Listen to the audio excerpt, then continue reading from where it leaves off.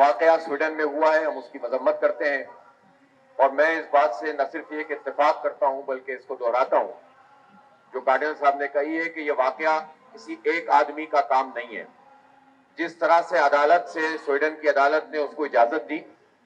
اور جس طرح حکومت نے اس کی سرپرستی کی، اور جس طرح عید الاضحیٰ کی نماز کے دوران یہ کام ہوا اور مسجد کے سامنے ہوا،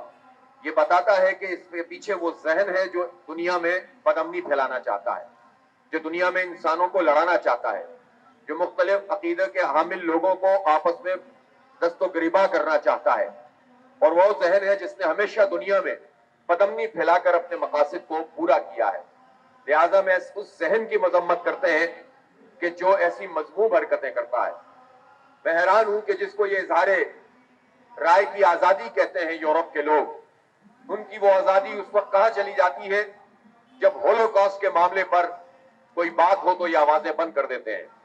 تو آزادی ہوتی ہے، ہولوکاسٹ پہ بات کیوں نہیں ہو سکتی؟ قرآن پاک کو نعوذ باللہ نظر آتش کر دیں اور عرضہ سرائی کریں، پیغمبروں کے اوپر نعوذ باللہ اپنی زبان دراز کریں، ان کے کیریکیچر بنائیں، ان کے خاکے بنائیں، یہ سب کہتے ہیں کہ اجازت ہے، لیکن ہولوکاسٹ پہ بات نہیں کریں گے۔ لہذا یہ بات سمجھنی چاہیے کہ یہ مغربی دنیا کے ڈبل اسٹینڈرڈ ہے، ان کو نہیں ہونا چاہیے۔ اس لیے آج اگر مسیحی برادری یہاں پر کھڑی ہے اور وہ احتجاج کر رہی ہے تو اس کا مطلب یہ ہے کہ پوری دنیا کے امن پسند انسان، پوری دنیا کے وہ لوگ جو الہامی عقیدہ رکھنے والے ہیں، وہ سب کے سب ایک جگہ پر ہیں۔ مذہبی اختلاف ہو سکتا ہے، اس پر گفتگو ہوگی، بات چیت ہوگی، قائل کریں گے، معقول کریں گے، لیکن اس کا مطلب یہ نہیں ہے کہ کسی کے عقیدے پر حملہ آور ہوا جائے، اور وہ بھی قرآن پاک جو تمام کتابوں کا احترام کرتا ہے۔ یہ تو میں نے آپ کے سامنے جو قرآن پاک کی آیت تلاوت کی، اس میں تو ایمان کی شرط ہے کہ ہم رسول پر ایمان لاتے ہیں، تمام رسولوں پر ایمان لاتے ہیں، تمام کتابوں پر ایمان لاتے ہیں، تمام ملائکہ پر ایمان لاتے ہیں، اور ہم رسولوں کے درمیان اللہ تعالیٰ کہتا ہے کہ لا نفرق بین احد من رسلی، کہ ہم رسولوں کے درمیان کوئی فرق بھی نہیں کرتے۔ تو اس کا مطلب یہ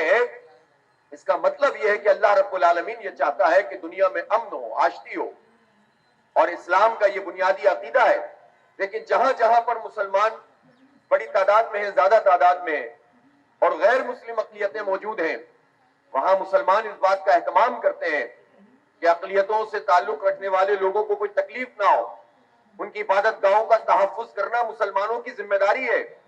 اگر اسلام کے اصولوں کی بنیاد پر کوئی ریاست قائم ہو تو اس کی بنیادی ذمہ داری میں عبادت گاہوں کا تحفظ ہے۔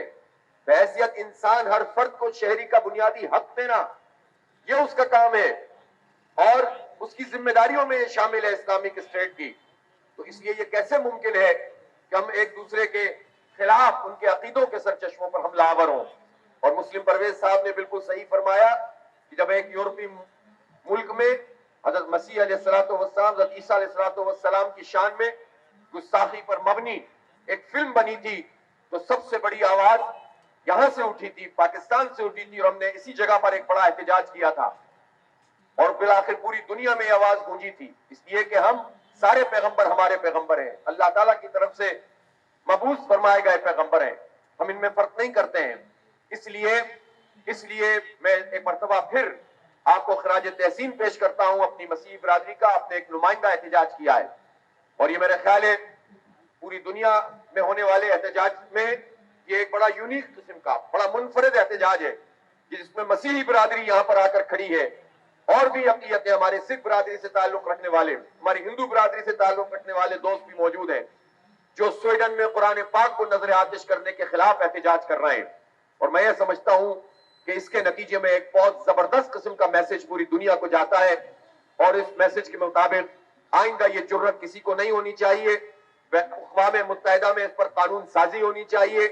کہ کسی بھی مقدس کتاب کو جلانا، کسی بھی پیغمبر کی توہین کرنا اور مذہبی سرچشموں پر حملہ آور ہونا، اس کو بین الاقوامی جرم قرار دیا جائے، اور جو حکومت بھی یہ جرم کرے اس حکومت کو پوری دنیا آئسولیٹ کرے اور اس کے خلاف چڑھائی کرے۔ جب تک یہ کام نہیں ہوگا اسی طرح سے یہ لوگ طاقتور بنے رہیں گے۔ ہمیں اپنی جگہ پر اس منظم تحریک کو آگے بڑھانے کی ضرورت ہے تاکہ آئندہ دنیا بدامنی کی ان سازشوں سے میں جو ہے وہ उनका शिकार ना हो और उससे बच जाए।